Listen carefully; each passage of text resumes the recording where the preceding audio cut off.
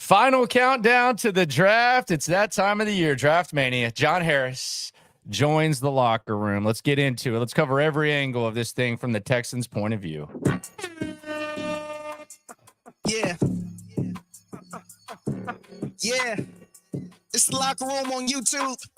You know what it is. Let's get it. Hey. Locker room. All right, it's almost here. You can feel it.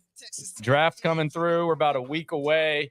And someone I always like to talk to this time of the year, John Harris. No one else that I would rather talk to. John, I know you're giddy.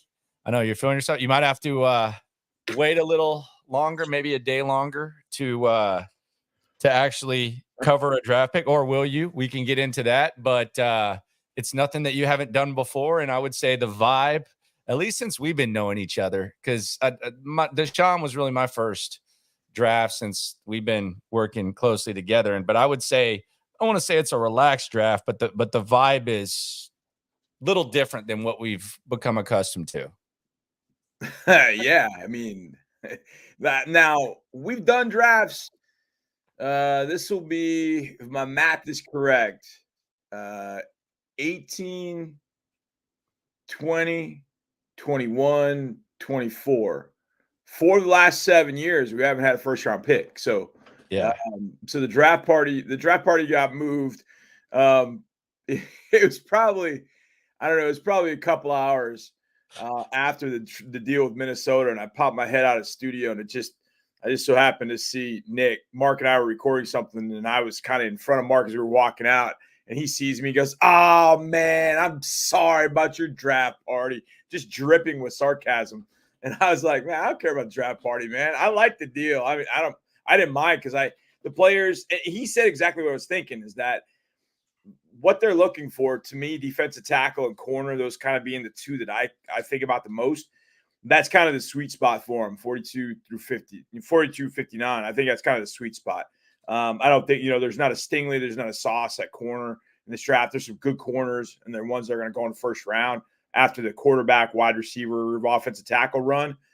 But you're kind of sitting pretty right there where if you want a corner. And I think defensive tackle, I don't think it's a great year, but after Murphy, it's kind of a crapshoot. I mean, I love Fisk, but I'd love to see him there at 42. I just don't know if he's there because there are so few defensive tackles. But I still think there are some defensive tackles they could add in this class that still would fit this defense and fit it pretty well. Is that where you go with the biggest needs, tackle and corner?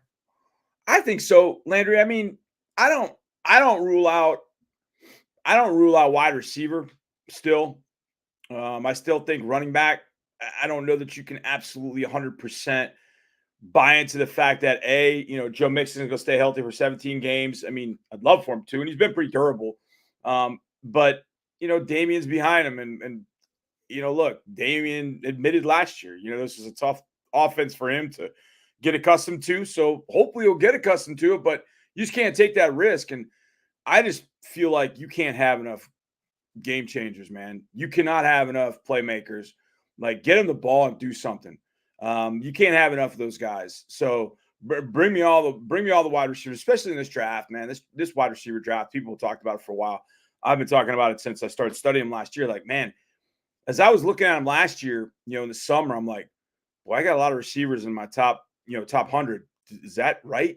I started kind of questioning myself, but it's that good. It's that good a class. But I also think there are some others that definitely need to look at. I think safety. I heard you talking about it today, and I just was right there with you because I just feel like that position, even though your top 4 guys that you had last year return, all 4 of those guys missed 3 games or more, and you could argue that safety, they just weren't as good as they needed to be. A guy that they were really going to rely on. Petrie didn't have a great year, needs to have a better year. Jimmy can be good when he's on the field and very, very good, but obviously you have that on the field caveat. And then, MJ and Eric are what they are. They're backups. So I wouldn't mind them looking at the safety group. I like this safety group at certain spots, but I'm just looking at what people have kind of across the board. Like, I don't agree with a lot of them where they have people ranked at the safety group, which makes me think that it's going to be unique to what the Texans think. So I'm curious as to how they go about it. But I feel like the secondary The secondary needs it. The secondary needs a shot of something. So I feel like defensive tackle, corner, and then safety's kind of a secondary need, no pun intended. But I just like the group at safety between Jaden Hicks, Washington State, Tyler Newman, Minnesota, Javon Bullard, who I was on at first and then watched during the season like, nah, man, that's something at the Senior Bowl, and I was really down on him. Then went back and watched more, and I was like, boy, I think he'd really fit this defense the more I watch. So there's some dudes at safety I think that come in and really help this team. And some guys that can play safety and nickel. They've still got Desmond King coming back. I think Desmond plays that role pretty well, but how long is Desmond going to be able to do that? So I think you've got some answers really that you have to go find in the secondary. And I think Okudah and Henderson are they're great, lottery scratch offs, man. You went to HEB and you got a couple scratch offs for $1 each, and you're like, man, if they pay off, you get 1,000 out of it. Great. If not, you lost $1. Big deal. So my problem with the corner is that I don't disagree with you, but if what's going to happen this year, the same thing that's happened the last 4, then you got to factor in that Stingley might miss some time. So then that scratch off kind of becomes, you're almost getting the scratch off, hoping that you have enough money to buy dinner. You're right. If you are going to go with those guys. Yeah, I mean, you do. The last Sting's missed a lot of games. There's no question about it, and you got to hope that one of those guys works out. And here's the thing: I kind of think one of them will. No, I'm not talking to the, even to a Steven Nelson level. I mean, that'd be kind of nice, but just come in and be competent on the other side. And I think they both have that in them, but maybe now I think they're both with their third team that can happen. But it brings up the point that corner to me ends up being, a pretty, I mean, it's the second priority, but it's 1-2 with defensive tackle. It's not like 1-2. It's more like 1-2. They're pretty close together for me. I just feel like when you look at the defensive tackle group, it's a group that you can trust. Like, they're going to go in there, they're going to do their job. But man, in this league, if you don't have guys from the interior, like you look around the league and you look at, Dexter Lawrence, you look at those kind of guys, man, those guys are changing the game. You can't be soft in that middle. You can't be all of a sudden great on the outside. Your linebackers are better because Azeez is now there with Christian Harris. And all of a sudden you're not as good up the middle as you possibly could be. So I think there's some defensive tackles that can come in there and change some things and be more than just rotational guys. And I think beyond Byron Murphy, there are a few that you can find that can fit this defense. And the more I think about it, the more and I've said this for a while, I feel like they needed some size. And I just don't know that they're going to look at anybody that's, Tavondre Sweat size, Yeah. And I wouldn't mind seeing Sweat because of that, man, what he could do is just clog things up and let those 2 linebackers just run and eat. But I just don't know they're going to go there. So if they're not going to go there with that, then just go find a guy that's quick, gets upfield, just messes things up. And a guy like Fisk from Florida State, Mike Hall, Ohio State, Gabe Hall from Baylor, just some of the games, Chris Jenkins Jr. from Michigan, some of those guys I wouldn't mind seeing for the Texans. So what do you think the status is of Sweat? Like not necessarily, we don't even have to project. Like, when do you think he's going now? I've seen him out of day 2 mocks now. When do you think he goes? I think it's going to end up being at the beginning of day 3. But I also feel like there are teams that can afford the risk, if that makes sense. Yeah. In my very first mock that I did this year, Landry, I sent him to the Chiefs because at the time the Chiefs had they had 1 defensive tackle under contract, and Chris Jones was not under contract, and like 3 others weren't either.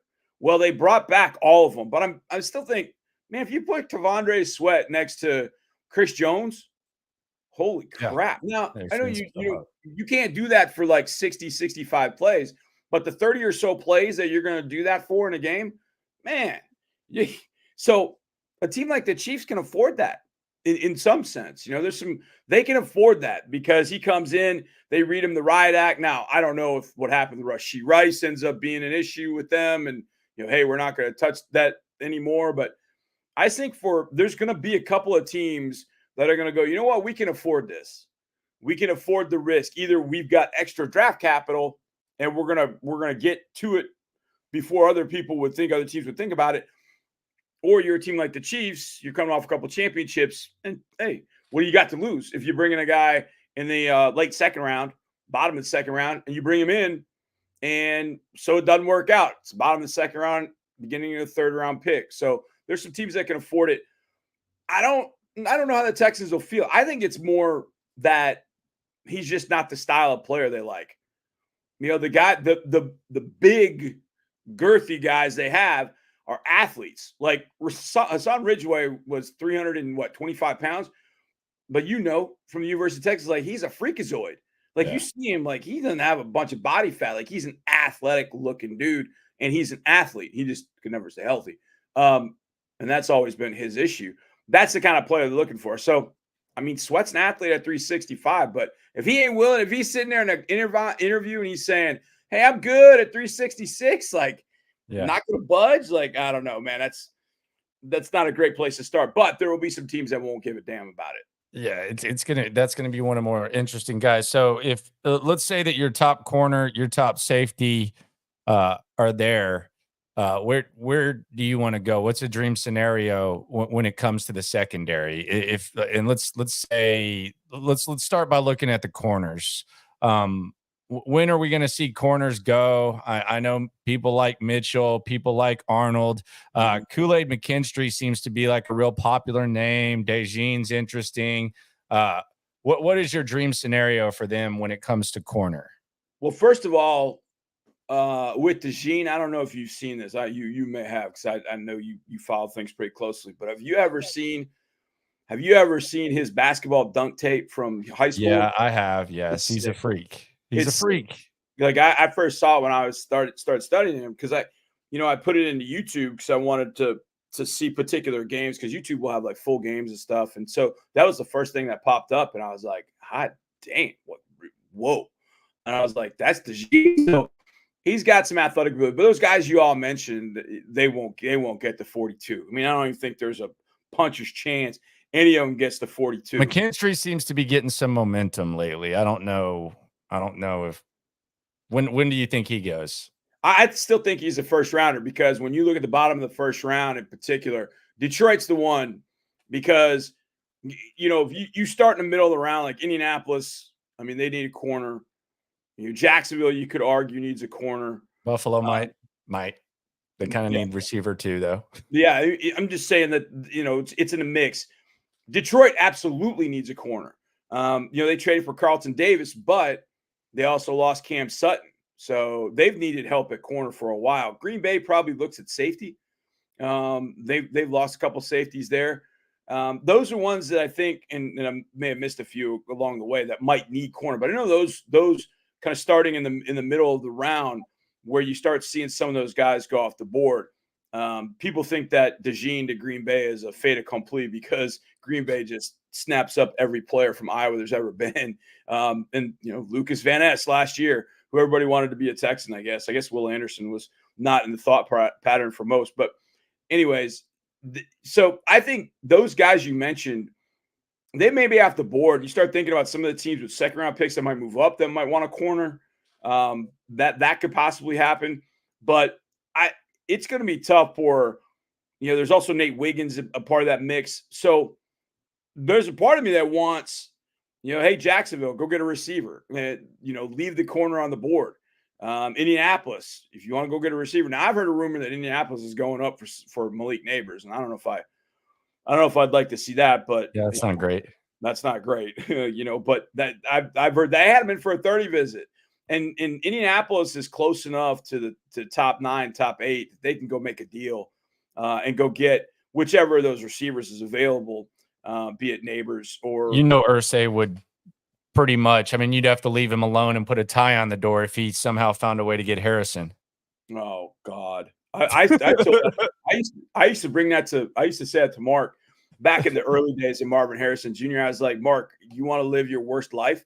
Can you imagine the Indianapolis Colts with Arch Manning throwing to Marvin Harrison Jr.? Yeah. And he just, the look on his face, just so anywhere but Indianapolis for Marvin. I think Marvin's up going. I think he ends up going, 5 or 6. Oh, 5 or 6. Okay. I think the reason I say 5 or 6, I think that Minnesota will go up and get a quarterback, because Minnesota, there's been so much noise about J.J. McCarthy in Minnesota, and just Minnesota getting a quarterback. Josh McCown, future Texans head coach, is now the quarterback's coach up with the Vikings, and he coached Drake May in high school. So, to me, if I'm Minnesota, I'd go up to 3, but I don't know if the Patriots want to move out of there. So there's that part's going to be interesting to watch. But as it pertains to corners, I think there's a possibility that one of those guys you mentioned could get pushed down. Kool-Aid would probably be that one, which I would injury or what? I mean, it seems like he was at. I mean, they've seen him run though. Like he ran injured. That ran a 4.47 with Jones fracture in his foot. Yeah, like that's pretty sick. So I don't know what his timetable will be, and that's you don't know. And the other thing, as it pertains to guys that have been injured, the Texans last year, there's a lot of talk about Tyree Wilson. Are they going to take Tyree Wilson? Sitting at 12, would Wilson fall to them? And would they take Wilson? Or if the Texans moved up, would they go get Wilson? And I remember thinking, man, they just went through a season where Derek Stingley was not healthy at the end of it. And they drafted Stingley knowing he had an injury history. Like, are you going to take a risk with a first-round pick like that? So I don't know if that would be an issue with Kool-Aid at all. But when I mentioned the words Kool-Aid McKinstry to Will Anderson Jr. the other night, his eyes lit up. Like, yeah, he loves that guy. So if he were there at 42, bang it, let's go. I think he's a first rounder all day, every day. I just feel like McKinstry has been kind of slept on in this process. Like, people even want to talk about Terrion Arnold being better, and I mean, I get it. He's a skilled dude. Seems like they kind of judge Kool-Aid a lot based on the Texas game. I mean, I know it was a big game, but it does kind of feel like he gets judged. It seems like it holds a lot of weight with a lot of people. Yeah, I mean, you know how it goes. Like, I've gotten to a point now where I don't even care what guys do against. I saw somebody post a video of, hey, look what this play by Jaden Daniels is one of the greatest ever, and it's against Army. Like, who gives a damn against Army?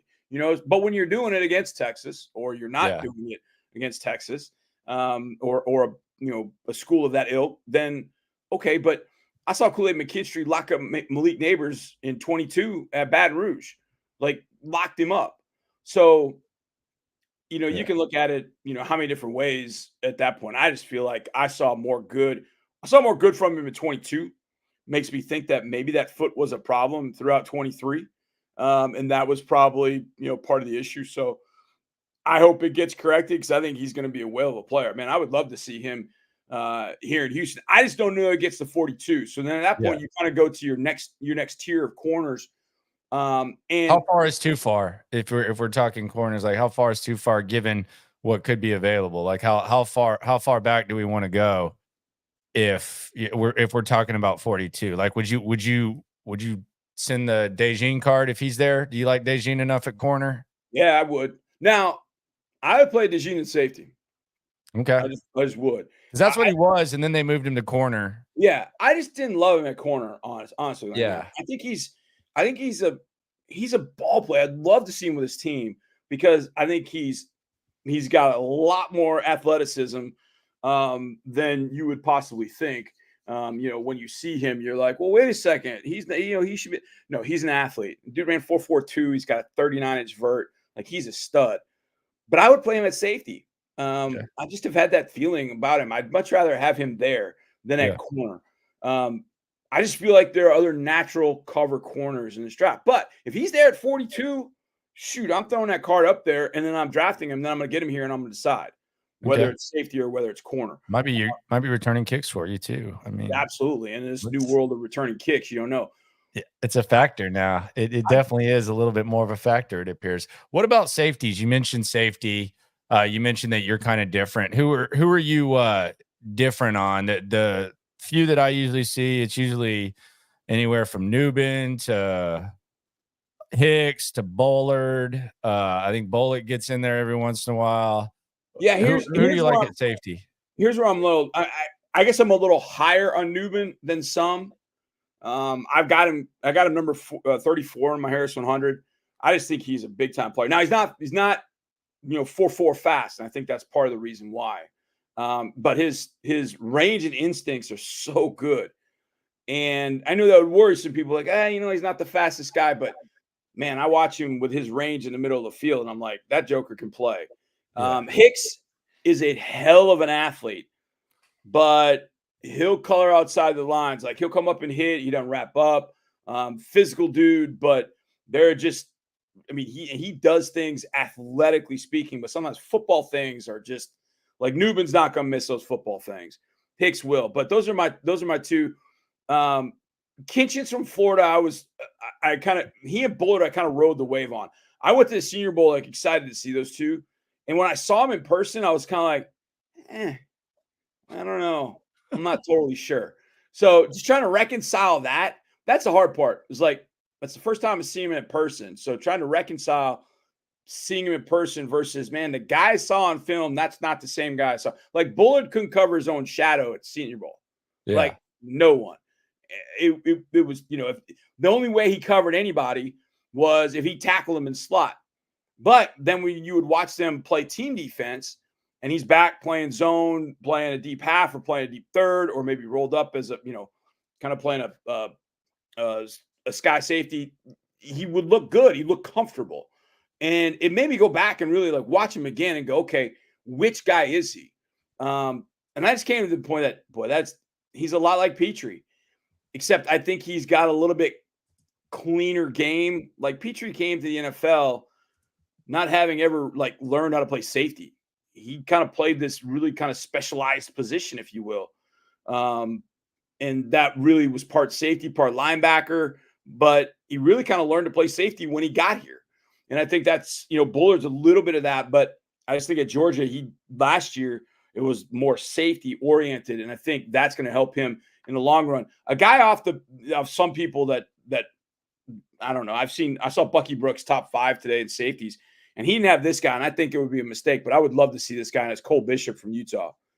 He's a mother, 4.5 speed, good size. 6'2", right? 6'2", about 200 something. Yeah, 6'2", 206, good speed, 39-inch vert, can run, smart, good blitzer, plays in coverage, can play man coverage too. And I think that, is maybe a little different from Bullard. I just think you might get a little bit more from Bullard in the way of helping the run defense, all that. Those guys to me are pretty close, but I think Cole Bishop in that kind of pick 59 potentially, or maybe if they move back kind of the 70 range, that would be a great spot if I could get him top of the third, if I move around. You like any of these guys at 42? It seems like you're kind of a little off. You talked about Dejin and making him a safety. Do you like any of these guys at 42, or is it more 59 or later? I think Newman and Hicks at 42 would make some sense. I don't mind that at all. In fact, I've got Newman at 34, Hicks at 42. It's just a question of, do I prioritize safety over everything else? Yeah, I would for those two guys. Yeah, I think. What does it look like? What does it look like though if you bring in one of these guys? Like if you bring in either one of those guys, what does it look like? Who are your two safeties? Does that mean that maybe Jimmy Ward a little more open to playing a little bit more nickel? Because the thing I've maintained about Jalen Petrie is I've said I'm open to drafting a safety, and I just think it's funny because you immediately get text messages. How are you giving up on Jalen Petrie? Drafting another safety doesn't mean you're giving up on him. He can still play. Hell, he could with the way that the cloth that he's cut from, the way that he works, the makeup that he has. If you bring in another safety and that cuts into his playing time, I'm still confident that there's use for him on the football field. And B, I could see him making more of it and becoming a better player because of it. It's not like you're drafting a left guard or something like that if you bring in another safety. There's so many things wrong with thinking, well, why are you going to draft a good football player? Like that's kind of what you're saying. Like, why wouldn't you draft a good football player? Look, remind me, Landry, if you're in the second or third round, you sign how long of a contract do you sign? You sign a 4-year contract, right? Yes, sir. It's a 4-year contract. So if you don't get a guy that ends up being a starter for you the first year, I mean, that happens throughout the league. We, in some sense, are spoiled thinking that rookies got to step in and start right away because of what happened last year. Well, if that guy doesn't step in, well, good is he? Well, yeah, look, you had 3 stud rookies last year. They're not all going to step in and start right away. And that might be the case for whoever you draft at 42, whether it's a corner, safety, defense tackle, whatever. You may not get them to start right away. But it's a damn marathon. You might get them to start a couple of games in spot duty in the middle of the year. They get their feet wet. Maybe at the end of the year, they step up. I think about DJ Reader. Now, Reader was a later pick, but Reader came in. You had Vince Wilfork, and slowly but surely, Reader started getting 10 to 12 snaps a game early. Then it increased. And then all of a sudden by week 8, 9, 10, all of a sudden Reader's in the lineup, like starting full-time next to Wilfork. So it might take a little bit of time. You got to let things kind of play out in some sense. Sometimes guys are going to play themselves, right off the field. Last year was a great example of that with how Jalen was playing or not playing. In the Cleveland game, they just got to a point where they couldn't afford to have him on the field until he made some adjustments. We started making some adjustments, played a little bit better. It somewhat gets under my skin when people are like, well, you already have your starters. Yeah. The hell you have your starters right now. Well, the other thing is it's chess. Like Caserio talks about 2-year windows. So you can sit here. If we want to just say that the world ends as soon as they walk off the field for the final time, then yeah, maybe we can sit here and say you don't need a wide receiver. But if we're going to look at it and say, okay, this time next year, right, what's the situation going to be? Well, Diggs is on the final year of his deal. Nico's on the final year of his deal. Noah Brown's on the final year of his deal. Right. And Robert Woods is on the final year of his deal. And oh, by the way, you don't know about Hutchinson or Mechie. So if you just ignore it, then it could be a pressing need next year. That's where you'd like to start talking about checkers and chess and whatnot. Yeah. And the thing is, as it pertains to that and also safety, and look, I know that future classes are going to have wide receivers and safeties in it. But are they going to have the quality? Wide receiver, to me, that's why drafting a wide receiver in this draft class, I'm not saying you just draft any wide receiver, but there are so many of them that you're going to get a quality receiver wherever you look. 4th round, you can go get Brendan Rice from USC. You could even get McCaffrey's little brother at Rice, who the more I watched him play, the more I'm like, whoa, that guy can play. So you're going to get a great wide receiver. And like you said, at wide receiver, it could be that. Same thing at safety. How much longer do Jimmy Ward, MJ Stewart, and Eric Murray have left? I mean, you don't know. So at that point, whether it's looking at it contractually or looking at it from an age, health standpoint, you've got to be prepared not only for this year, but if you get players 2nd, 3rd round, you got them for 4 years. You let those guys, grow and get ready and groom them. And that's what you've done with this roster. You've gotten it to a point where when you draft a guy in the 2nd round, that guy doesn't have to go in and start right away. It'd be great because if he does, he's a player on this team. But he doesn't have to. He can grow and mature at his pace and his rate. And when he's ready, boom, and you go. You hope that at worst, it's a rotational player. If it's a defensive lineman, you'd like to think safety corner, maybe is a specialized player that he can go nickel and help in some way in nickel. But you're not looking at, even throwing Desmond King. Desmond's 30, I think now. Des did a really good job at nickel, but what happened to him at the end of training camp? He got cut. So I'd like that to not happen, but there's going to be something weird that happens. And if you draft a rookie at any of those positions, you're talking about corner, safety, defensive tackle, and those guys step up and they play better in training camp, those guys will play and start and play. And Miko isn't scared that way. So I don't look at it that way. I look at a guy that, could this guy help us this year? What can this guy do for us for the next few years? How prepared are we for contractual situations? How prepared are we if guys go down? I mean, think about it. The 4 safeties we talked about, the top 4 safeties on this team all missed 3 games or more. So from that perspective, you got to be prepared. You got to be prepared for that. Stingley's missed games and significant number of games the last 2 years. You got to be prepared for that. And look, there's only so much you can do in free agency. It's not like you could go out and, hey, we're going to trade for Jair Alexander and we're going to go sign Antoine Winfield. I mean, you couldn't cover all of them. You have to rely on the draft in some way, shape, or form to help you in those ways. And I think those are the 3 positions: defensive tackle, corner, and safety. To me, in free agency, you really didn't have a ton of answers other than maybe Armstead at defensive tackle, which it sounded like you were on, but then things change when you can get Danielle Hunter. So I don't mind pivoting to Danielle Hunter and losing on Armstead. So, okay, let's look at the draft. Let's see if we can't find help in a draft and continue to bolster those positions as you go through it. The wide receiver situation, you mentioned some late round guys. What scenario would wide receiver be something you'd be open to at 42? Is there any scenario? Is there a McConkey? Is there a Worthy? Leggett seems to be kind of one of those popular names. I don't know if that's a 42. What scenario at 42 would you say, all right, I really got to consider this? I know that we've got, a top three, one of the better top three receiving cores in the league. If you're just counting the top three guys, where would you be like, might have to consider that? I think the guys you mentioned, absolutely.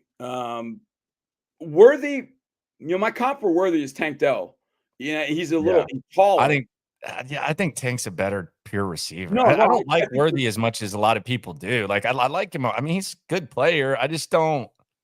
I mean, I don't think. I think Adonai Mitchell's way better. I don't know. I don't know about Worthy, man. I don't know about Worthy in the NFL, especially at 42. I mean, it's a hell of a deep threat. I do it. I do it at 42. He'd probably be last on the list of guys I would do it. But I would do Worthy at 42 just because it puts that much pressure. But you kind of already have Worthy in Tank Dell and probably a better Worthy in Tank Dell. So probably not. Lab McConkey at 42. I sprint that car to Detroit or wherever, man. McConkey he's a dude. And for that reason, I don't think he's even getting 42. I don't even think it's in play. I think he's off the board. Mitchell's the one that's kind of, there's some interesting stuff that came out of Bob McGinn's. He's diabetic, just like Mark Andrews. He's diabetic. Yeah, and it's funny because our buddy Drew Doherty is diabetic as well. He's been diabetic since he was a kid. He's like, this is manageable. You just learn to do it and you're fine. So, I mean, he's just an interesting guy, and you've got to have a coaching staff that would know how to deal with it and deal with him and whatever. Well, that's what this coaching staff is supposed to be. D'Amico Ryans is supposed to be that. Mitchell would be to fit with those three receivers and him. Whoa. Yeah. McConkey, Mitchell, those would be two I would definitely think about at 42. I don't think either one of them are there, though, right? I mean, no, I don't think either one of them are there. I think they're both gone. But those are the ones I would do at 42. Where are we at with Leggett?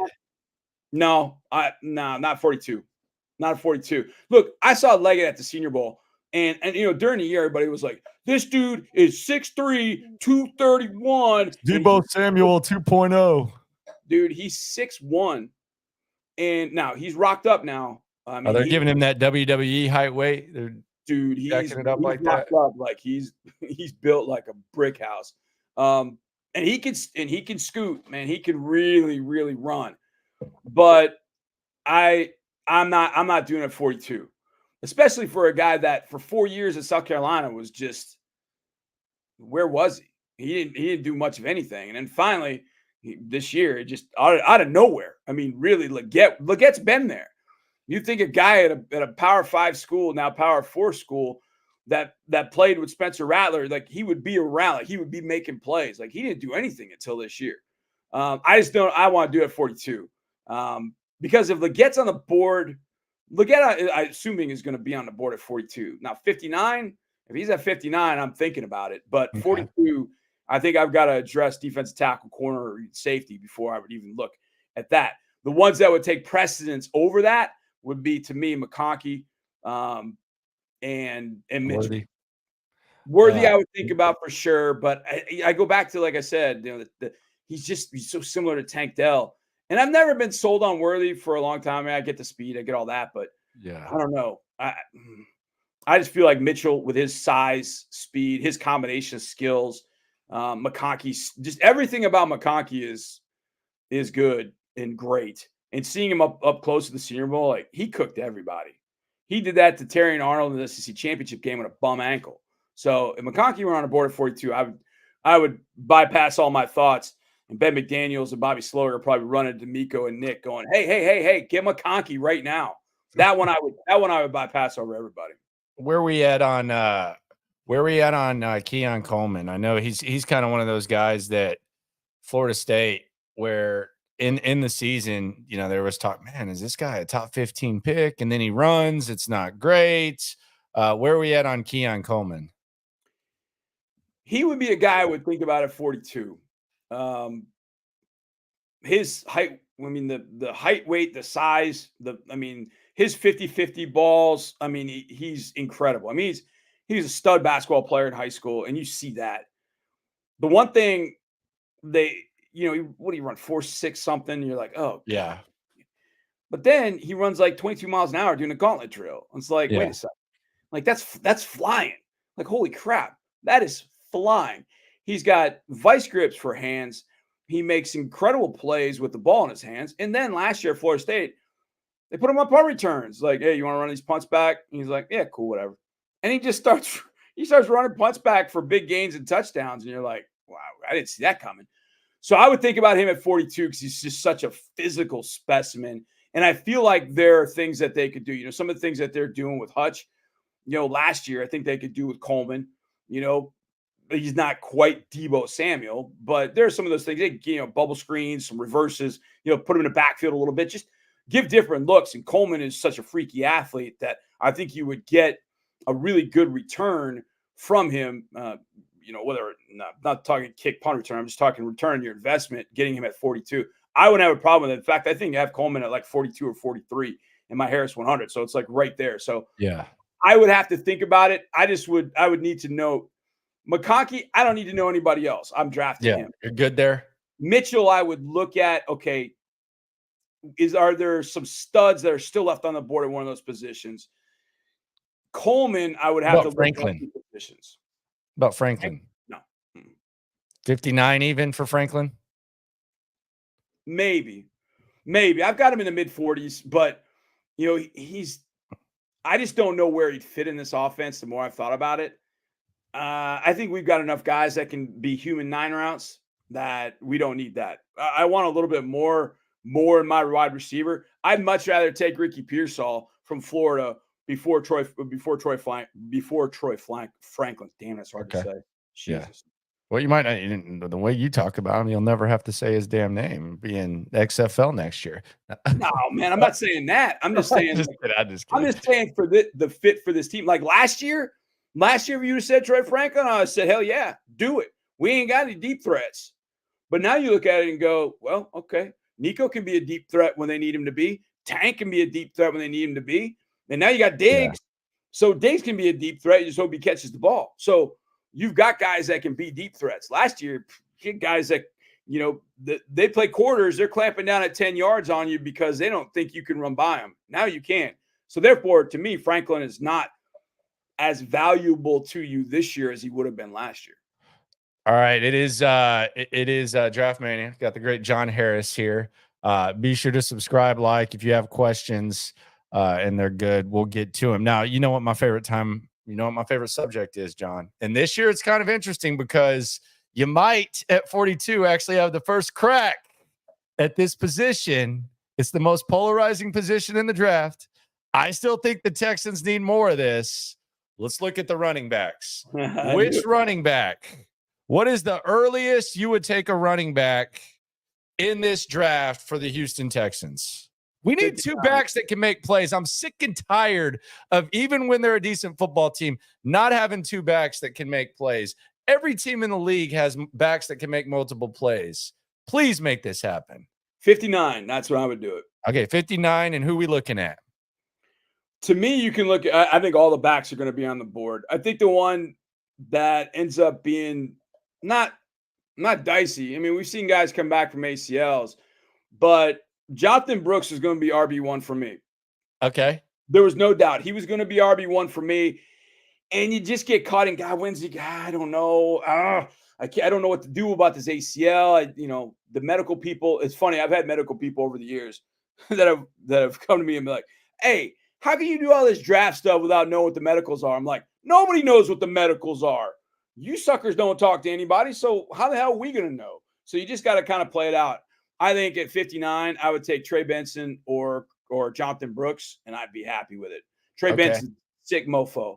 I like him. Benson's nice, man. Benson's nice. That's probably I like him more than Brooks. And what about Jalen Wright? It seems like there's some guys who are like starting to get that do what you do that are starting to get really, really high on Jalen Wright.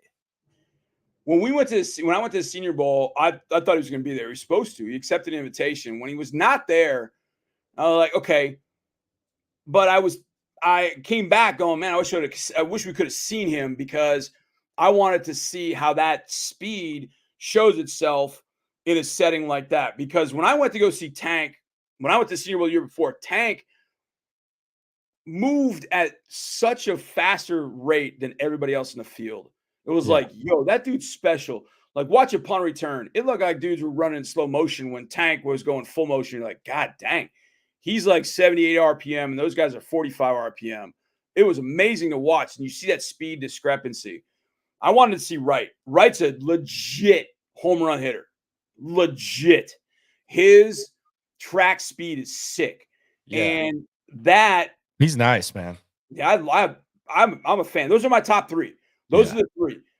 In that order. Benson, Brooks. Yeah, Benson, Brooks, and then Wright. Yeah, those are the three. Where you at on Braylon Allen? Yeah, isn't he like 19? Yeah, if you know, you know.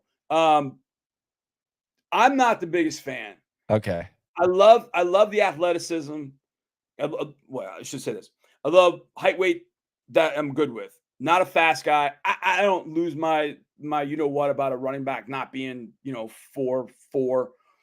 But if that guy has that home run hitting ability, that I'm intrigued. And Jalen Wright's got that. But I watched Braylon Allen at times, and it just was like, here I go, 3 yards, and well, Damian can do that. You know, Damian can give you that. So I just never saw anything really, truly special about Braylon Allen where I went, yo, I got to have that. Now, was he a quality back in college? Yes. Is he going to be tough to handle in the fourth quarter? Yes. You know who also was a tough back to handle in the fourth quarter? Hassan Haskins. And how much have we seen Hassan Haskins with the Tennessee Titans? So that's, look, I'd like to think that Braylon Allen's going to have himself a decent career in the NFL. And look, maybe it's with the Texans. And I think there are redeeming qualities about him, but I'm not taking it. That ain't 59, though. That ain't 59. No. That ain't 59. It'd be tough for me to even think about him at 86. Yeah. But I would have to look at what running backs that come off the board. In my running back pod, what do I have left? If all those running backs are off that we talked about, Benson, Brooks, there's a run on them kind of from, 50-something to 80-something. And those guys are all off the board. I'm like, damn, I better get one of these guys because maybe the fall off after that, Braylon Allen, Audric Estime from Notre Dame, like I'm going to get these kind of slow plotting runners. And I just, I think Motor showed last year, you got to have a little bit of juice, in this zone scheme. You got to have a little bit of juice and decisiveness when you run the ball. That, 230 pounds just plowing through people, this ain't going to happen. What do you think of Corum? Here's what I like about Blake Corum. Here's what I love about Blake Corum. This actually happened in last year's draft. As I was getting ready for last year's draft and I would watch Big Ten defensive players, I'm watching a lot of Corum because I'm watching those defensive players against Michigan. Like that would be a game I would pick. Blake Corum does not miss a cut. If the hole is there to the right, maybe it's not supposed to go there, but that's where the hole is. He finds it. Holes to the left, that's where it's supposed to be. But the secondary cut, might be, he might have to make, jump cut. He makes every right cut. Now, some people thought that he was not what he was the year before physically because of the knee and all that. I don't know about that. He's never been a fast guy, but he sees every damn cut there is. And with this offensive line blocking the way that it did last year, and I think this was one thing that was missed by a lot of people. It wasn't always the offensive line not doing its job. Running backs just weren't getting to the hole fast enough. Damian wasn't getting to his hole fast enough. He was taking 5 pitter-patter steps before a cut was there. A guy like Corum is going to see that hole and get to it. Now, once he gets beyond level 2, second level, is he going to be able to take 180 to the house? No. It might be a 25, 30-yard gain. Safety can run him down, whatever. But he's going to be reliable. He's going to be tough. And his vision is the best that I've seen in a long time. So I wouldn't mind it. 86 would be the spot for Corum. But even at that point, you'd have to convince me of it. And I wouldn't go all the way there. The guy that I think just kind of gets crapped on because he's a white running back is Will Shipley. Now, that's an athlete. 4.39 and 40, 39.5-inch vert. I mean, he's got sick athleticism, and he ran behind garbage offensive lines at Clemson in a garbage offense, total garbage. And still watching him on film, that dude runs like he's a bull in a china shop. He doesn't have all the vision that Corum does, but he's got athleticism. So I'd take Shipley at 86 before I would take Corum, but even both of those, I would be like, man, I really want to get one of Benson Brooks right. I want to get one of those three guys to really put pressure on defenses. So the Shipley is kind of a day 3 type of joint. What about Marshawn Lloyd? And I don't know about Cody Schrader. I know that he looked really good at Missouri. I don't know if he's more just kind of the Deuce Vaughn type, like come in and see what you can do if you can develop into something. That's exactly what he is. That you hit Cody Schrader right there. I mean, I think there's a lot to like about Schrader, but I think you hit it right there. He's kind of like Deuce. He's a little bigger than Deuce, but you bring him in. That would be a day 3 guy for me, for sure. Wait, who's the first guy you mentioned? Lloyd. Oh, Marshawn Lloyd from USC. Now, very interesting.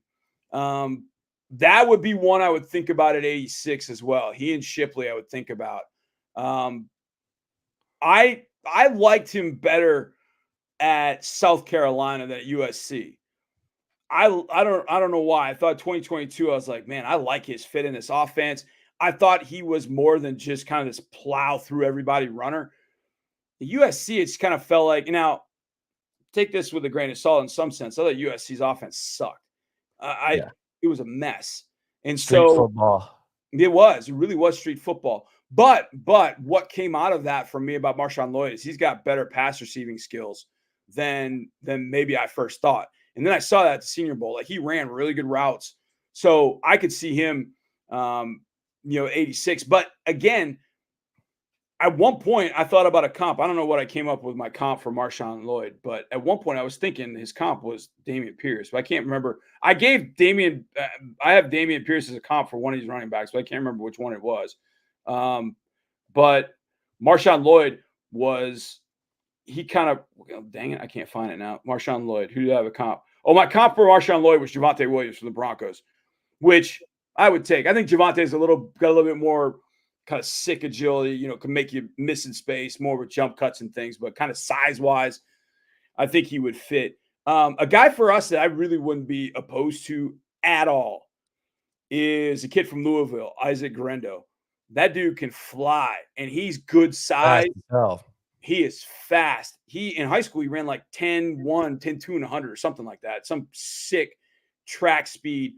Ran 4.33 at the combine, and he's good size. I mean, he's 6 foot 221, and he gets slept on because he transferred to Louisville. He was behind Jawar Jordan, and then eventually, as the year goes on, they're like, "Hey, this guy's pretty good. He can get the edge in a quick second." Isaac Guerendo is a guy that I would love to be able to get with one of those 4th round picks. I don't know if I'm going to be able to. I might have to take a guy like Guerendo at 86, but I would do it because that joker's got 4.33 speed. That dude can fly. All right. How big of a need is tight end? I think tight end is a big need.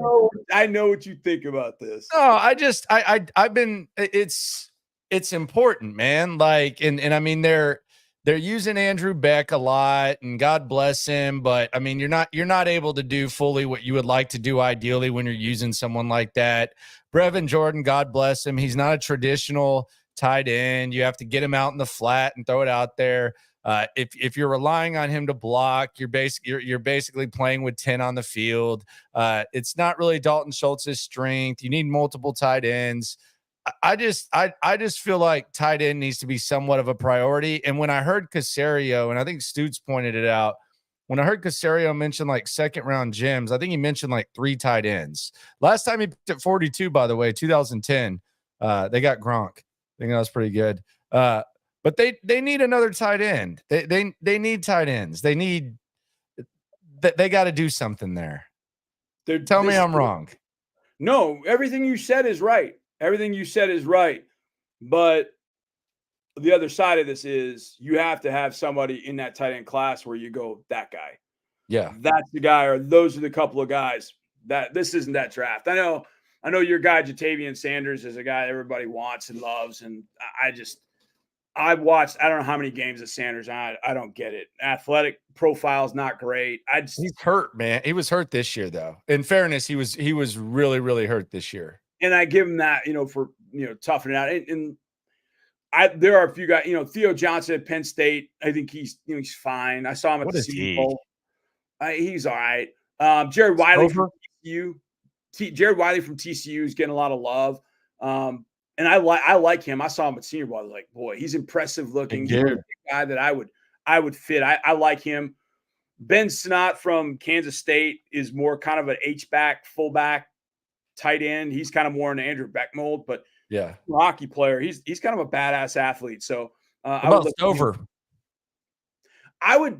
Stover would be a guy I would think about. Obviously, CJ. He's played with CJ, so that helps a little bit. That continuity there between the two. But he's not dynamically fast. He's not dynamically big, but he's physical. He's probably one of the more physical, of these tight ends we're talking about. He's probably one of the more physical guys. I mean, he played defensive end outside linebacker for him in the Rose Bowl against Utah. So he ain't scared to mix it up a little bit. The rest of these guys, I look at, I'm like, I don't know who they're going to block. Bowers will at least try, but Bowers isn't going to be there. But I agree with everything you said about tight end. And, and that's the thing. I've tried not to be, romantically linked all, try and look at this team in some sense as without romanticism, how I feel about the guys that, I've gotten to know and all that kind of stuff, just thinking about them as, okay, where can this team get better? I absolutely agree with you. I would love to be able to find a Y tight end that could block a little bit and then, run play action stuff. What Quatoriano, I remember Atlanta game, ran a boot. Quatoriano runs the over route, makes a catch above his head, goes up, gets it, 25-yard gain. I'm like, man, if you got that from your tight ends, but with Quatoriano, healthy, he was supposed to be the blocking tight end. Like he was supposed to be the guy that was going to knock your block off. He hasn't been that guy, and he hasn't been available to be that guy. So if you want to look at more of those types, Ys that are just going to block at the line of scrimmage, your Eric Sauberts, guys that are just going to step in. Nick Vanette is going to step in and block the edge. That's it. Block the edge. You're not really much of a pass threat. Maybe at times. There's some of those guys. There's some of those guys later in the draft. AJ Barner, Michigan, Tip Ryman from out of Illinois. Those two come to mind. But there aren't many of those guys. I mean, you watch as much college football as anybody. Yeah. You just don't have those guys anymore. No, it's not last year's draft. It's definitely not, it's not last year's draft. Now, if you need a tight end next year's draft, I was starting to look at 2025, kind of just filling up my database, and I just kind of keep both of them running concurrently. Next year, Mason Taylor, LSU, Colston Loveland, Michigan, Mitchell Evans, Notre Dame, Gavin Bartholomew, Pitt, Jake Johnson just transferred to North Carolina, Benjamin Yurshek is just transferred to Georgia. Caden Priestcorn from Ole Miss. There are at least 7-8 guys that you would look at next year and go, okay, not all these guys are going to pan out, but there are at least some dudes, across the board. In this draft, you've got Bowers, and then you've got like everybody else. What Wiley did in high school, right? He played quarterback, didn't he? Yeah, you know who he was throwing to? No. Where? Quentin Johnston. Oh, yeah, that's worked out well for the Chargers. Yeah, he was tossing it to Quentin Johnson. I like Wiley. I think he's probably like Johnson never learned how to catch because Wiley was throwing to him. Yeah, probably. Wiley was probably just tucking and running. I think you're sleeping on Sanders though. I think Sanders is going to be a good player. But I also think you draft guys y'all like micro analyze these tight ends blocking. I just go catch some balls, put them in motion. Well, no, listen. In what my whole point is, it's this team and this offense that needs some blocking. I wouldn't think that if I was, some other place, but here, when we talk about the running game wanting to be better, you have to be better out on the edge blocking somebody. Yeah, and so I agree. In this offense, I'm just imagining him in motion instead of back, and I think he is a willing blocker. He was banged the hell up this year. I don't even know why he played as much as he did, honestly. But no, listen, if the Texans ended up with Sanders here, I think it would be a good fit. I think it would be a good fit. Now, like you said, does he do the Beck stuff? Yeah. And does he do it better than Andrew Beck? And I think that ends up being the key at that point. But, you kind of have right now all the same guy on the roster at tight end, in my estimation, other than Quatoriano. Yeah. And you just don't even know. You just don't even know whether Teagan can be healthy or not. Oh, I'm a Quitoriano truther, but it's just you can't be anymore. I mean, it's just not there. But the tight end thing is interesting, and I just wonder, man, not the right draft for it. Last year was probably better, more equipped. But I definitely know you were probably watching some Corum tape and probably maybe saw like a glimpse of a tight end maybe next year that could potentially be pretty good too. At Michigan. Michigan's got a pretty good one. Oh yeah, Colston Loveland's a dude. Got a pretty good one. Yeah, he's a good one. So I mean, look, it's Jim Harbaugh. He was gonna grow tight ends. They've had a few. So yeah, Michigan's still got a few players for next year. They'll be okay. They do. What are we looking at linebacker? You got Christian Harris. You obviously got Shire. They seem to like that. The most popular name that I hear, and maybe this is just because, local, Edgerrin Cooper is the name that I hear. He might be the guy that I hear the most or see the most that people are just obsessed with. You're shaking your head. No, thank you. Yeah, you know what my comp is for Edgerrin Cooper? It's Christian Harris. Okay, yeah. So, I mean, you can do the math on that. I love Edgerrin Cooper. He's my top linebacker. I just don't. I mean, where you would have to take Cooper, I think, is probably in the 42, right? 40 range. You probably have to take him at 42. Probably.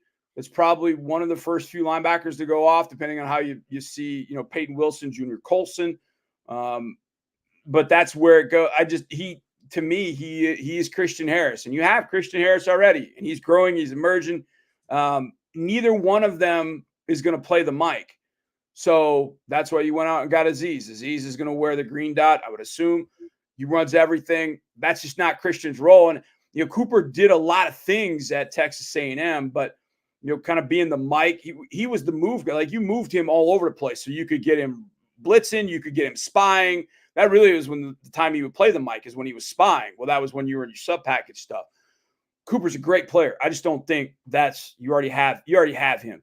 Junior Colson from Michigan would be a fantastic pick, but I just don't know the linebacker at 42.59 I feel tremendous about. If you get to 86 and, a guy like Jeremiah Trotter is still on the board, that's good value at 86. Man. If the tight end group, making me feel old, man. Making me feel old when we start getting guys with the same names as their dads. Man, you kidding me? I've been seeing it for a long time. When you start seeing guys, that you coach and their kids are playing, you're like, God dang. You like Trotter though? At 86, 86? Yeah, 86, I'd be cool with it. That's good value for him. Just to have a guy that has played Mike before. Extremely smart, very smart. Didn't play exceedingly well this year. Some of that was just Clemson not having what they've had up front in the past. Some of that was just him not making tackles like he was supposed to. Some of it was other guys not making the plays they should have, and he's trying to make up for it. But if Trotter's there at 86 and I haven't taken a linebacker, I would absolutely think about it. Because, look, part of this game is, hey, what's that guy going to be like in a locker room? Is he going to be professional? How's he going to take not starting? How is he going to handle that situation? I think a guy like Trotter, his dad having been in the NFL, I think is going to be able to handle that. And then when it's time, okay, let's go. So I just, this linebacker group is the one guy I would keep an eye on, the linebacker, because I think he's different from the others for one major reason, and that's Ced Gray from North Carolina. He's probably one of the better pass coverage linebackers I've seen. Okay. So we've seen this linebacker crew struggle to cover play action, to just badly cover in general. So Ced Gray from North Carolina would be a guy I would absolutely consider from that perspective at 86. I don't know if he gets to 86. I think 59 is too early. But if he's there at 86, I would absolutely consider it because of his ability to cover. Yeah, I mean, I will say, though, that Denzel Perriman's not walking through that door. So you got to – but, yeah, between him and To'o, it was hard to watch last year. Oh, Denzel, God love him, but he couldn't cover his own shadow. Yeah. So where are we at on D-line? Are you a Fisk guy? I know he's It sounds bad the way you say it, but yeah. Fisk. I mean, yeah, he's fine. 6-year college guys kind of. Yeah, you get whatever. Yeah. 6-year college guy Fisk, Yeah. I'm fine with it. I saw him up close to the Senior Bowl and was like, oh, okay. that was his performance. I heard he shined there. It's funny. I actually thought he played better during the season. There were a lot of people that were seeing him for the first time that were like, yo, like he played better during the season. Yeah. The Clemson game, good God, he was destroying. I almost said a bad word. He was destroying stuff. He was wrecking shop inside. So he's a guy I would love to see at 42 because he's going to fit this defense really well. Really well. Like this is his defense. Speed, athleticism, get up the field, wreck shop, always play every down, and just freaking get after it. And that's going to be him. You're not going to have to ask that of him. You're not going to motivate him. That's the way he's wound. So I like Fisk. The guy that it's taken me a little while to come around on, and now that I've kind of come around on him, he's a little smaller, but Mike Hall from Ohio State, that is one twitchy mofo. That son of a butt can get upfield. He can make some things happen, but he's 280 pounds or 285 pounds or what, he's not heavy. So I worry about that a little bit, but man, you talk about fit this defense. Chris Jenkins Jr. from out of Michigan, man, he's a great athlete. How quick was his dad's first step back in the day? Boom. He almost looked off sides every time. His dad was big, though. His dad was huge. Yeah, he's not as big. Massive. He's not. He's only like 304, 303, something like that. So he's not massive. In fact, I think he was actually smaller when he got to the combine. He was like, I think he was under 300. But he was better in 22. Like I thought his 2022 tape, he was at 299. His 22 tape, I was like, yo, wow. 2023, Landry, he didn't play more than 40 snaps in a game because Michigan just ran like 6 or 8 defensive linemen, like in. So it was almost like he never got any rhythm in a game. But he's a strong, quick. He fits the Fisk mold. Like he's like that. You don't have to wind him up. He's ready to go. So I think there are some defensive tackles that in this defense, I think those 3 would be really, really good. The other one that doesn't get talked about enough, and he got some hype after last year, but he didn't get much at the end of this season at all. And I was a little curious why. When I went back and watched, I'm like, man, I was down on him for a little bit. I think it was just because Miami wasn't great last year. But Leonard Taylor from Miami, he just did a lot of dirty work for Miami. And I think if he's let loose a little bit, I think he could end up being a really, really good fit. He's bigger than some of the other guys, but he's built like a linebacker. Like you see him, like there's not a lot of body fat. He's not a fat guy, but he moves and he's strong as hell. So Leonard Taylor from out of Miami. And I know Mason Smith has gotten some love from LSU. I'll be brutally honest when I say this about Mason Smith from LSU. I just don't know what he is. Like I've watched him freshman year. Okay, he's doing some things. He's kind of this freakazoid, long arm defensive tackle. Like, oh man, he's got a future. This is gonna be fun. Tears his ACL in 22, comes back in 23, and is just kind of like, all right, he's like a 40-degree day. I don't know. Stringer Bell talked about 40-degree days. So if people watch The Wire, they know. He's just kind of like, all right. That's kind of the vibe I get from him. He's all right. He's got long arms. And he's a height, weight, speed kind of guy on the inside. But I haven't seen him make plays. So from that perspective, there are some guys to look at inside. But the guys that I like are Fisk, Hall, Leonard Taylor, guys that are just twitched up, 300 pounds, Jenkins Jr. I think those guys will all be there at 42. I think a couple of them could be there at 59. So if you have a corner you like, if you have safety you like, I think you can get one of those defensive tackles a little later. I don't think there's going to be this run on defensive tackles. There will be some teams that need them, but there won't be this big run on them. So I think you'll be able to get one of those guys at 59. You might have to do it 42. If Fisk is there at 42, bang it, send it, go. That's the guy. Okay. If not, maybe you can go get somebody at 59 of that ilk we talked about, Taylor, Smith, Jenkins Jr. or Hall. I think you get one of those guys at 59. Is O-line in play? And if so, when? It's a great question when, but I think it's in play. I mean, you can't watch all 17 games of this offensive line and know the injury history of Titus Howard, the injury history of Charlie Heck. Laramie missed almost the whole 2021 season. You can't know all that, have watched this offensive line, know that there's a first round pick that's played 11, not many play 10 games or whatever as a rookie and hasn't played since, and not think about, let's just run it back. Let's just absolutely run it back for what we got. Now, I do think that Kendrick and Kenyon Green will fight it out at guard. But how does that make you feel?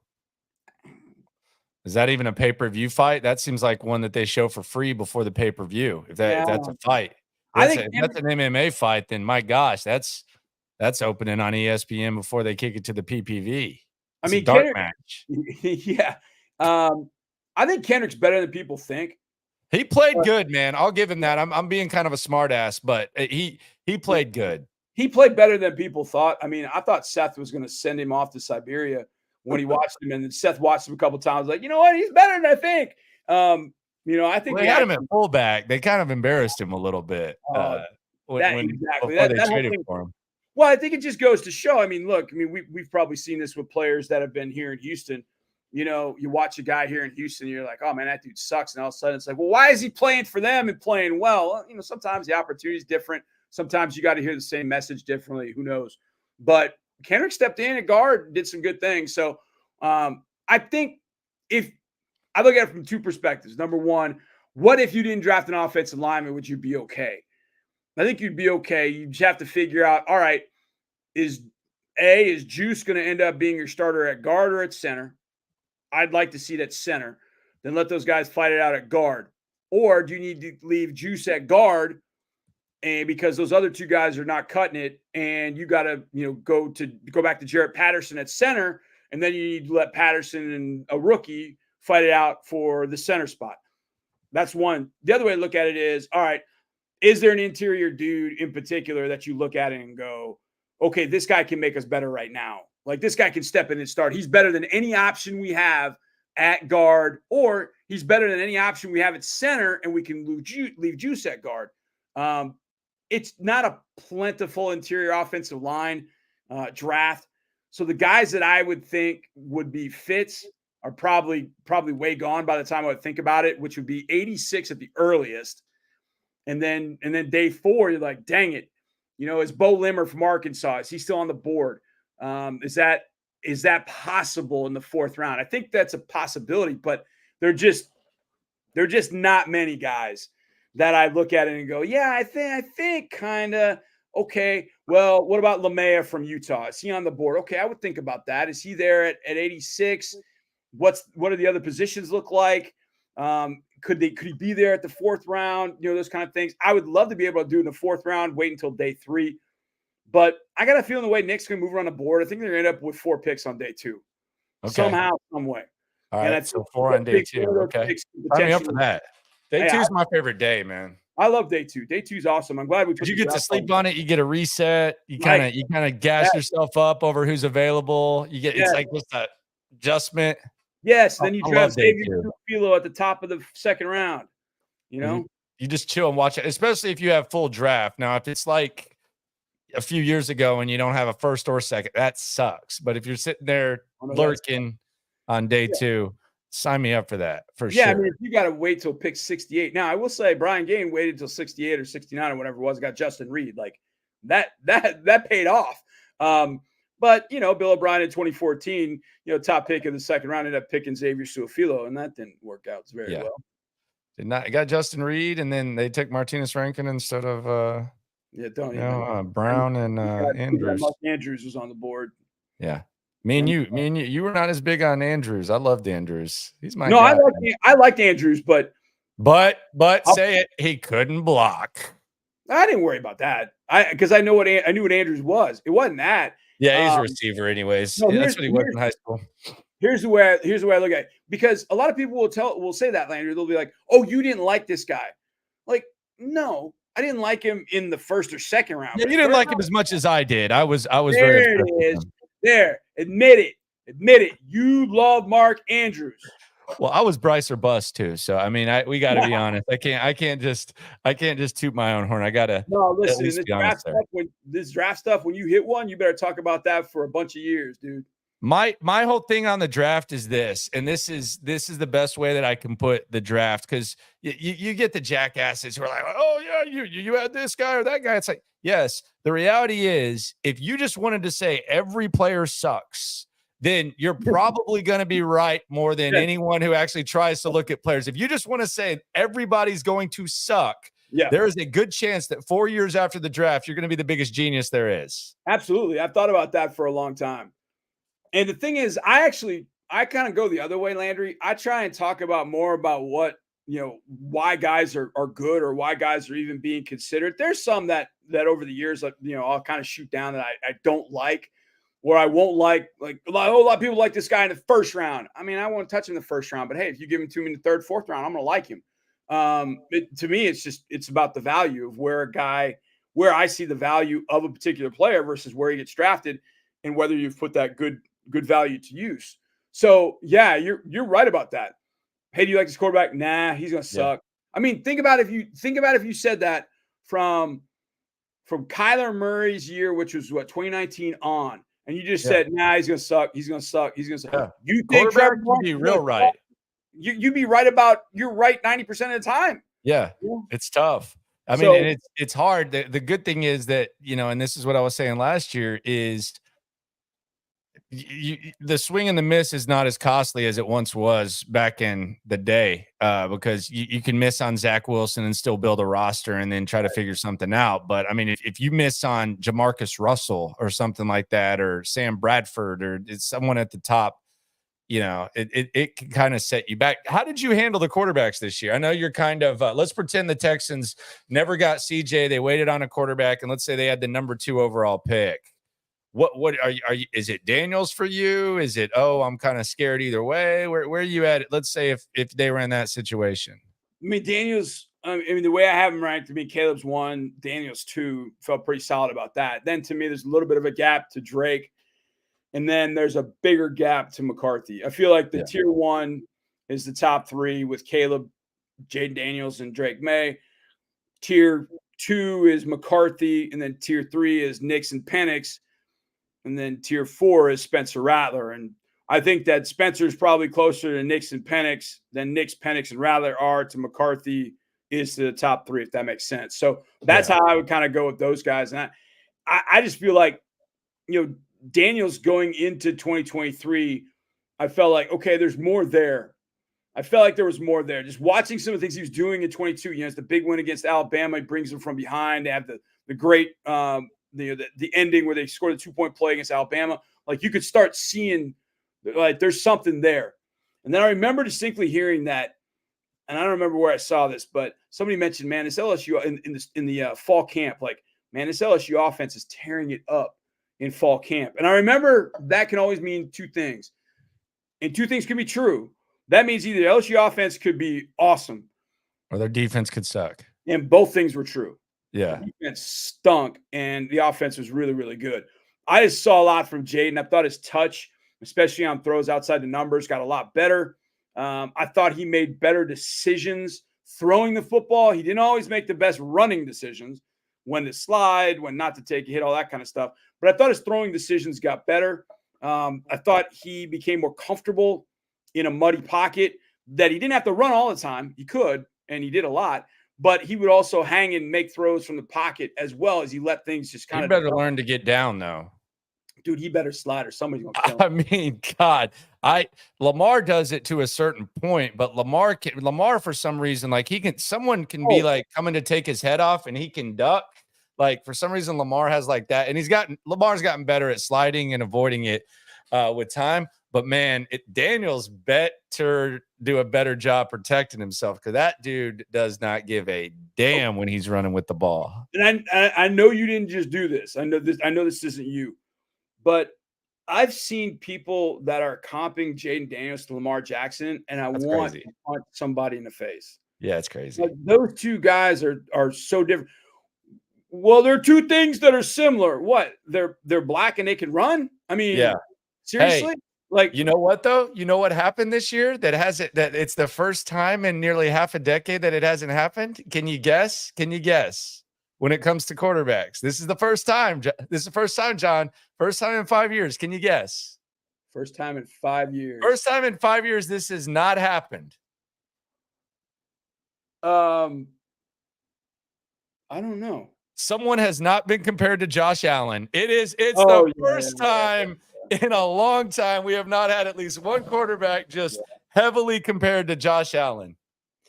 Well, I mean, we didn't have any. I mean, Bo Nix and Drake May weren't going to be carrying that flag. Neither was JJ McCarthy, if you catch my drift. So, yeah, you're right. The Josh Allen comp was not there this year. You had some fools trying to bring in the Patrick Mahomes comp to Caleb Williams, and like, come on, man. Why are we doing this? There's just players that I can't comp.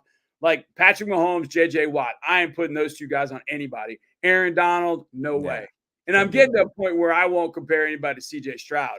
But my comp for CJ was so when we drafted CJ last year. Oh no. When CJ won he won AFC Offensive Rookie of the Month, I think in September, October. So the Texans asked me like, "Hey, would you write an article about this?" And I was like, "Of course." So I went back and I pulled my scouting report from when I first wrote it for CJ, which was in May of 2022. Is that right? Yeah. May of 2022. And my comp to him at the time was Joe Burrow. So I wrote my article. So CJ has been in the league now for 5-6 weeks. And they wanted me to take that part out about the comp to Joe Burrow.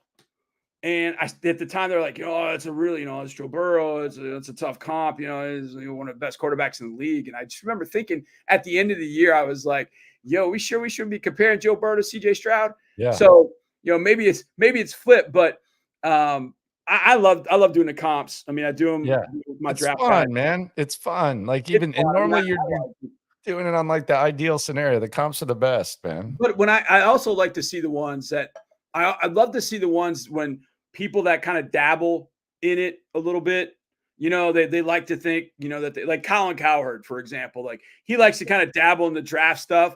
He'll be the one, and I don't know whether he was, but he'll be the one that compares Lamar Jackson to Jamarcus Russell, all because they had like 500 yards rushing in a year or something like that. And it makes no sense. But, you can poke fun at them and have fun with that, but I love doing the comps, and I do my darndest not to compare Lamar Jackson to Jaden Daniels if I can. My comp for Jaden Daniels, I went back and looked at it. I was like, man, what did I have as a comp? I compared him to a right-handed Steve Young. That's what I came up with. I watched Steve Young's Football Life last night. It's funny you said that. Oh yeah. Yeah. Man, I did not know that him and I've watched those. I think it's like good history stuff. I'm going in a wormhole.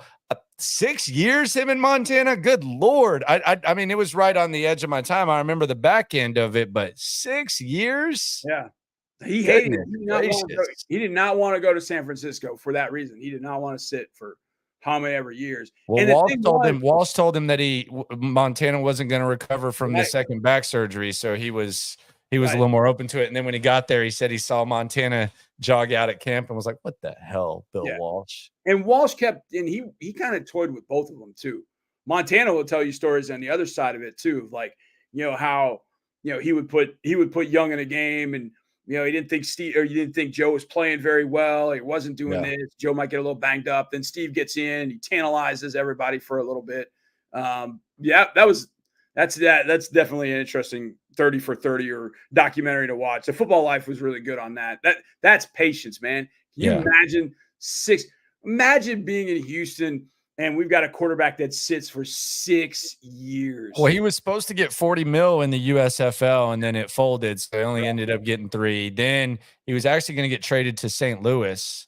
He talked the owner out of it. The owner sends him to San Francisco, and then he said, talking about the Montana thing, the only thing they bonded on was that they both hated Bill Walsh. And I say hate, but like they both had like distaste for Bill Walsh, but.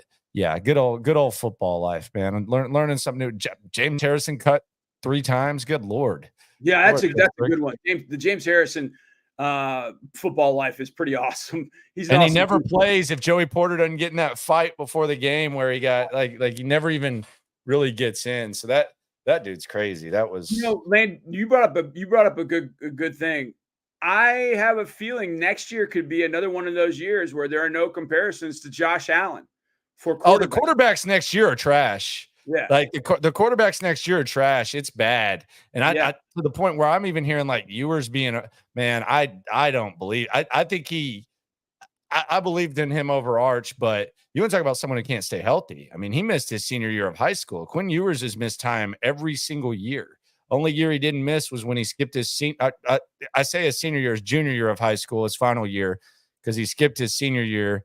That's really the only year he hadn't missed because he didn't play. I think he played like 3 snaps for Ohio State. So yeah, and that's why like teams this year, and this helps the Texans.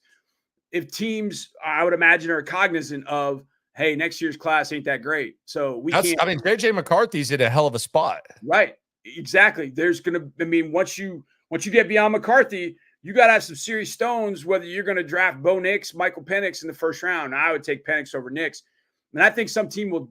I think some team will jump to the back of the first round and go get one of those two, if not both of them. I think that could happen to get a number of quarterbacks in the first round. But man, Carson Beck, Shedeur Sanders, you feel good about Deion's son? Good luck. No. Quinn Ewers, Cam Ward from West Columbia High School, now at Miami, Riley Leonard, Cam Rising. I mean, you're not gonna have many comparisons to Josh Allen, that's for sure. No, and they have the quarterbacks there. I saw someone on NFL Network yesterday. I think it might have been Charles Robinson. Sometimes he says some stuff that I'm just like, what are you saying? But I guess he said that he could see Sean Payton taking Nix because he reminds him of Breeze. And I was like, okay, I mean, I guess if that's what if you want to just say because he doesn't have like a great arm that you're going to compare him to Drew Brees, all right. But I don't know about all that. That's kind of a reach to me. That's just unfair to the prospect. Like, hey, I'm gonna draft you because you remind me of Drew Brees. And then when that kid doesn't do exactly what Drew Brees did, all of a sudden you're like, we don't want him. Like, that's what led the Rams to give up on Jared Goff. McVay thought, well, this offense could do more with Stafford, and maybe it does. But damn, Goff's pretty damn good with Detroit. So, how about them? The Rams haven't made a first round pick since Goff. Man. Is that I mean, they were FDM picks for how many ever years. And then all of a sudden it was like, we probably should make some picks because all these guys we spent money on and got old really fast. So let's change our philosophy. Now we like our picks. Yeah. Oh, look at us in the 5th round. We get this Puka Nacua kid. Let's see, and so now all of a sudden you're one of the best drafting teams. You drafted God dang it, the guy inside, Kobe Turner, who was tremendous. Drafted Byron. You have a really good draft. And now it's like, no. Let's draft. Man, yeah, since Goff, they haven't figured that out. So you do think Casario's active here? We'll wrap it up here. You think Casario is going to make some moves? Not back into round 1, though, right? I don't think he gets in the back. I don't think the end of round 1. I don't think that. But I do think with the 9 assets he has, he's moving. He's moving and shaking. Yeah, I think he traded 8 or 9 times last year. I think it was like 6 or 7 the year before that. Yeah, he's always moving around, always looking for a deal. I mean, you get that scratch, you get that itch, you're gonna scratch it. He gets it with those assets. And look, if it gets to a point where, hey, we're gonna move around and hey, let's move around so we can get Tank Dell. Let's move around so we can get Nico Collins. It's worked. And there have been times that they've probably given up, on a guy. I think 2022, sitting there at 13, could have taken Kyle Hamilton. Kyle Hamilton solves all of our safety issues.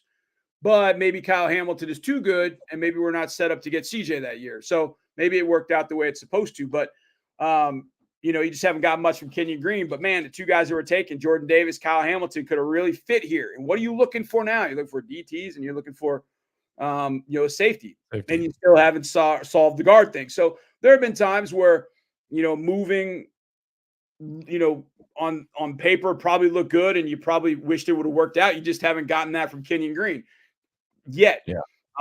Yeah. But there's always opportunity cost when you move out of a pick and you move down.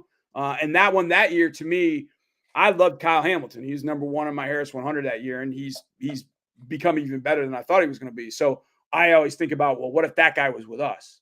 Oh boy, that'd be interesting. But think about you live and die by it, because last year you went and got Will Anderson. That's paid off, and that was massive. And a lot of people at the time didn't think that. So yeah, I think he's going to be active. I love that he's going to be active. I just love that. I love how he approaches it. He's always looking for something to help the team, because they've had Rick Smith, Brian Gaine. They didn't always think that way. They just we're picking at 54. We pick at 54. That's just we trust our evaluation. We're going with the guy that's there at 54, as opposed to, we like this pot of guys. We got to do this to get there. Let's do this. Okay, go make the deal. All right, let's go get to this pod. We still have these 2 or 3. Which guy do we like? All right, take that guy. So I like that aggressive approach. I think a lot of people like that aggressive approach. And it's panned out more often than it's worked against them. Yeah, and it's interesting. I also think, no situation is the same with him. So it's kind of, there's multiple first, and there's these expectations. So I think all bets are off when it comes to what the heck they'll do, but there's a lot of possibilities. Absolutely. For sure. It's fun, man. I appreciate you very much. I know this is past your bedtime, kind of past mine. At times, not really. I do this every night at 10:30, so it's kind of me. I know. Yeah. When I saw that you started doing this at 10:30, I'm like, I hope he's gonna ask me to come back, but god dang, man, 10:30. So I took like an hour nap because I was dying. I had a Bear Bryant Award meeting at like 7 this morning, 7:30 something. I was like, oh damn. And I was up this weekend trying to get my draft guide together. So I've had a couple of nights of like 3 or 4 hours sleep. I don't want to hear it from you, sir. You don't know about my life, sir. Oh, I got the 8-month-old. I lived your life. I lived your life with those little ones, man. I know what it's all about. I know what you're going through. Don't give me that. You were going. And honestly, I'm not the MVP. She's the CJ Stroud. I'm maybe the John Weeks. So I'll admit all that too. So when you can steal a couple hours of sleep, you do it. You snatch it up, man. Sometimes you act like you're asleep when you hear the crying. Yeah. What? The great thing for me, I will readily admit, my wife is a champ at all times, but my wife had decided to breastfeed, and she did that for Jack for like 14 months. I think they're both like 14 months. Oh, wow. Ain't nothing I could do, at 3 o'clock in the morning. Yeah. Hungry. Like, I don't have what they want. I don't have what they want. I'm sorry. I don't have it. It's like when they started crying, I'm like, babe, they're not crying for me. So it was tough. It was tough times, but we've kind of made up for it now. Hey, look, you blink and you look up, and it's like one's 21 and one's 24, and you're like, holy hell, where did once they start crawling too, it's not like a fill out. There's not like a month that they're crawling up steps like a week later. It's pretty wild. It can go from not crawling at all to all of a sudden getting up and running. And it's like, what? Yeah. What? Oh, and then all hell breaks loose, especially you have with your dog with Pacey, like, ooh, that gets to be kind of fun. I still remember Jack trying to poke the eyes out of the sweetest golden retriever you ever seen that we had at the time. And he just thought it was fun to go up and try and poke her eyes out. I felt so bad for her, but she just stood there and took it. So you're in the fun times, man. You're in the fun times. Then school starts and you worry about boys and, all that kind of stuff. So that'll be down the road. It's the fun times for the draft. By the way, how are you ready for this uniform unveil? It's been the most hyped up, I think, uniform unveil ever. So we're going to get that next, we got Tuesday. Don't I look excited? Yeah, man, we're going to get to see them. So, we'll see. I've said this. Look, New Jersey, we probably needed New Jerseys for a while. I'm cool with that. I'm curious what the reaction will be when people see him. Yeah. But I do think that this is the one thing I'm pretty sure about. I think the merch is going to be straight fire. That's what I said. I've said that the merch is going to be nice. I've made it clear. And by the way, Cal and Hannah are actually going to be on In the Loop an hour after the uniform unveil. Yeah. So they'll be on there. I don't like one of the jerseys. I really don't. The new one I think is an upgrade. The other two I think can grow on me. I'm not big on one of them. And I am intrigued to see the reaction. It's definitely going to be passionate reaction. The good thing about them though right now, and I like this, is for 4 years, like however 2020 to 2023, they didn't have the benefit of the doubt. And life is better when the Texans are good. Life is better when the Texans are functioning like they are, but they could have put out the nicest uniforms in the world and people would have been saying that they were straight ass. But Right. now I think it's kind of, people are so hungry that I think people are looking for reasons to be positive. So I do think there's going to be positive reaction, but like anything else, there'll be some back and forth. Yeah, I agree with you wholeheartedly. There was no reason for us to have any benefit of the doubt from anybody. Yeah. I mean, the number of people that would, text me or tweet to me or post or whatever, like, John, I love you, I just can't listen to it. And I didn't blame them. I'm like, Yeah. I always get it. felt so bad for y'all on Mondays. It was I tough. would text you and say, man, God bless y'all's heart. I know. And but it made 2023 surreal. Yeah. It made it really, really fun and also kind of odd. Like, wait, did we just beat Cincinnati with Matt Amendola with a rookie quarterback throwing for what the hell just happened? Like, it was just odd. And yet it was like one of those things. There were times where I felt like, do I deserve this? Like, we've been through so damn much the last 3 years. And Mark and I in particular, like you said, like we'd be the guys that would have to, tell everybody, that, man, it's not that bad, maybe. And then meanwhile, we knew, it's probably bad. And so we kind of caught hell for that, No, y'all's trick was always, and I would always be laughing with Lopez because God bless the Texans. This is the thing about the Texans. Like, and I say this, like, you can literally say anything. Like, even Cal and Hannah come in, they listen to everything we say, and then Hannah will call you out if you say something, and it's all fun. But even when they suck, they like let you do your job. Right. If we were the flagship of any of the other two teams in town, and I'm dead serious about this, this isn't me just talking crap, and especially me and Lopez especially, and we talked the way we did, there's a chance we wouldn't have jobs. Like, yeah. We would have been told to change because they do, and I don't know if this is like a Jerry Jones influence or what, but they do let you criticize them and keep your credibility.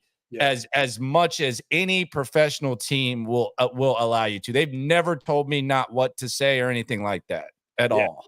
Yeah, I mean, I listen to you guys all the time. As much as I can. Driving. I love the Odyssey app because I can just go back in, and if I miss something, listen to you guys. And there have been times where I'll hear you guys say something, and it's like, well, right. I don't like hearing it, but they're right. And that's, that's just, you got to, take the good with the bad, but the flip side of it is when you start getting it right. And when you've gotten it right, better, then everybody wants that. It feels that much better. Especially when, on day one of free agency, you didn't win day one of free agency and everybody's panicking and hitting the panic button. Well, I wanted Saquon. I wanted Saquon. That was my thing. I wanted Saquon. I know. That was my thing. That was it. I know. And there were a lot of people that did, and I understood it. I told you I understood it. I totally understood the Saquon thing. And I understood fans being like, dang it, that was the guy that I wanted. But what I didn't anticipate was, oh my God, the sky is falling. We didn't get Saquon Barkley. Oh God, the sky is falling. And then all of a sudden we end up with Joe Mixon. Like, oh, okay. It wasn't the guy I was thinking of, but yeah. All right. No, that was a good pivot. It was a hell of a pivot. And then, of course, I think that's Nick Casario's strength is his pivot. I think his pivot's nice. That's from Schultz to waiting for Watson to everything. Like, I think Nick Casario's got if he played basketball, I think he'd probably have a damn good pivot. Yep. Yeah, you're right. That's been one of his best things. Like this does, like the Keenan Allen thing. Like Keenan Allen didn't work. Okay, what do we do next? All right, hey, let's go see if we can get some money, and let's see if we can get some restructure and see if we can do something for Diggs.